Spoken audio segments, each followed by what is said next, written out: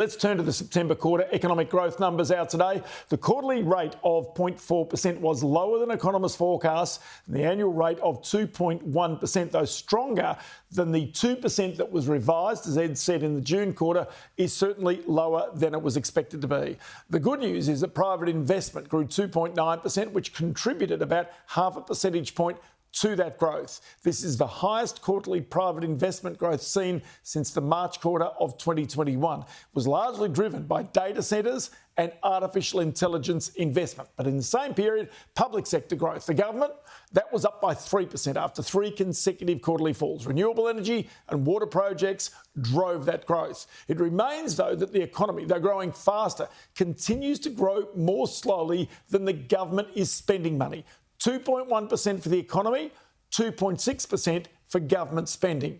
So, private consumption picked up. That's a reflection of lower interest rates and wage rises this year. Those also contributed to a higher household savings ratio. Productivity, welcome improvement in the latest quarter, but not enough to drive our economy faster. The problem now, if the economy does grow faster, but without more productivity growth, inflation is likely to increase. Sky News chief anchor Kieran Gilbert spoke with the Treasurer, Jim Chalmers, earlier and just asked him if he's worried that the higher inflation could ultimately lead to a wage price spiral. I don't think the objective observers of our economy feel that that is in prospect. What we've been able to achieve over the course of the last 3.5 years or so is we've seen inflation come down substantially from what we inherited at the same time as we got wages growing again. We've had 2 years now of real wages growth. That's a good thing. You see in the national accounts today that the wages measure is pretty strong and again driven by private sector wage outcomes, and that's helping to drive a recovery in per person incomes as well in our economy. But you get a real sense that the Reserve Bank Governor, Michelle Bullock, is wary and said any persistence of inflation will result in swift action to raise interest rates.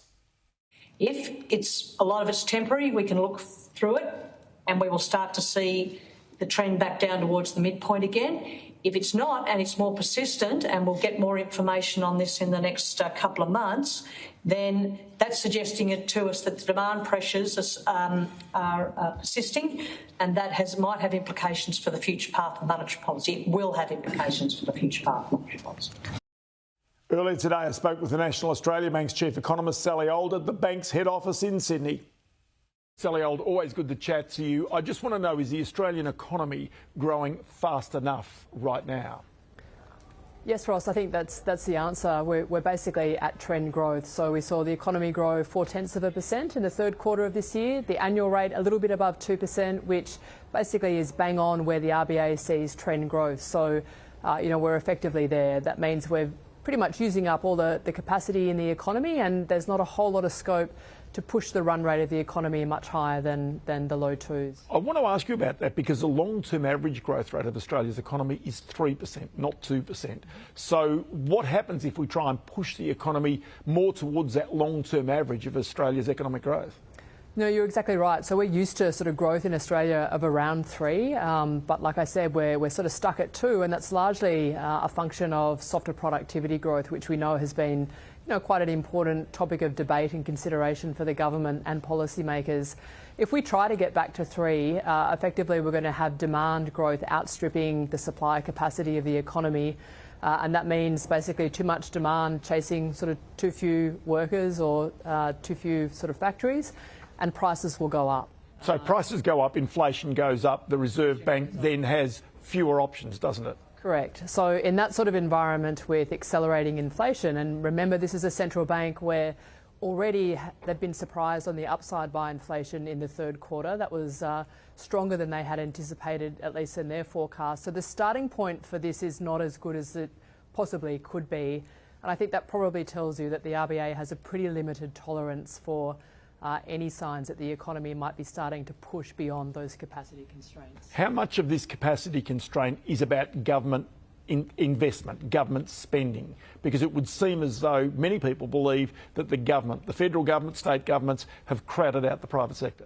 Yeah, that's right, and that's been, I think one of the narratives out there about the economy. But actually, when we look at not just the third quarter, the data that we got today, but when we look at, I guess, what's happened really through the course of 2025, what you actually see is that growth is increasingly being driven by the private sector and less of the public sector. So that narrative, which was popular and probably correct in parts of 23 and 24, I think is no longer the right one for today. And we could see really clearly today that when you look at the domestic economy, it's really the private sector that's doing pretty much 2/3 to 3/4 of the heavy lifting. So this is a nice transition, and this is what we want. We wanted the public sectors to support the economy when rates were going up, and the private sector, was struggling under the burden of higher inflation, higher interest rates.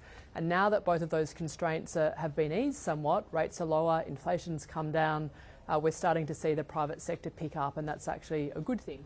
Okay, so then are you at all concerned with the inflation rate, particularly in the past quarter, being higher than expected, that Australia has the prospect in the future of a wages prices spiral? That's almost the worst scenario for an economy such as Australia. Yeah, that's exactly right. So not worried about a wages prices spiral. I think the Reserve Bank, if it needs to act, is going to act well in advance of... So in other words, that means raising interest rates?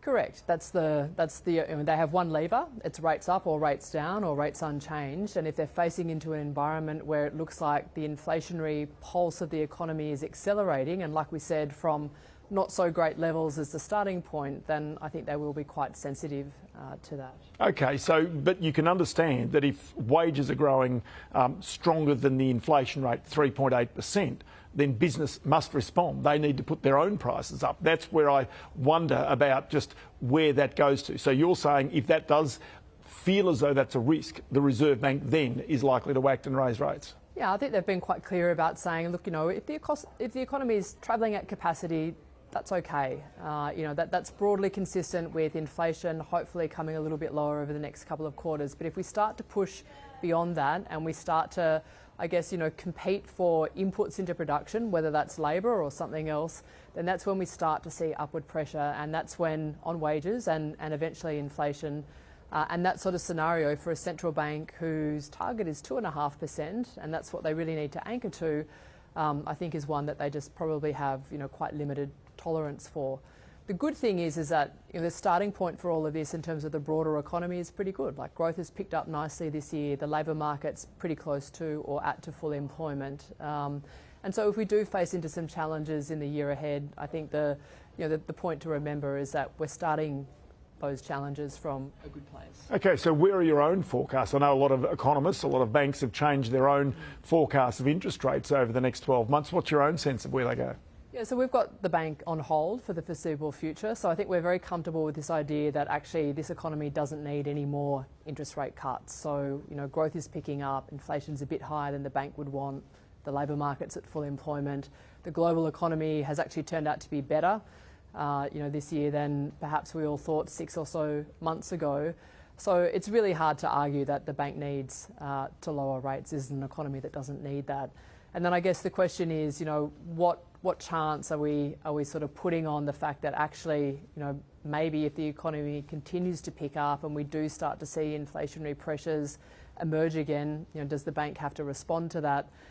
We're not quite at the point where we're looking for rate hikes, but I think we're pretty sensitive to the fact that that seems like something we should maybe at least considering in 2026 and remaining quite watchful around that.